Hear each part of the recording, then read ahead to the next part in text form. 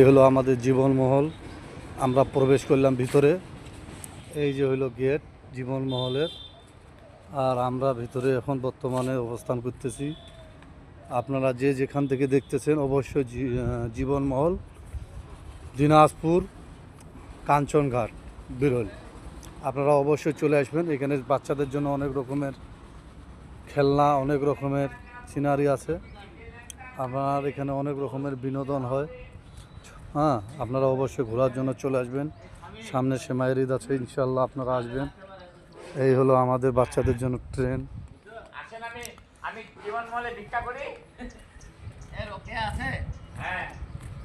এই হলো আমাদের ক্যামেরাম্যান।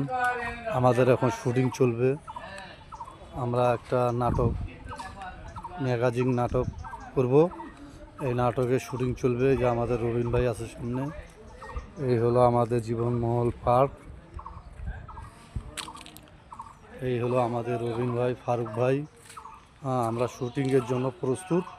এই যে আমাদের রবিন ভাই, আমাদের ম্যাগাজিন অনুষ্ঠান চলতেছে, আমরা শুটিংয়ের জন্য প্রস্তুত। এই আমাদের ক্যামেরা, এই যে আমাদের ক্যামেরা রেডি আমরা শুটিংয়ের জন্য। আমাদের রবিন ভাই আছে। আসসালামু আলাইকুম।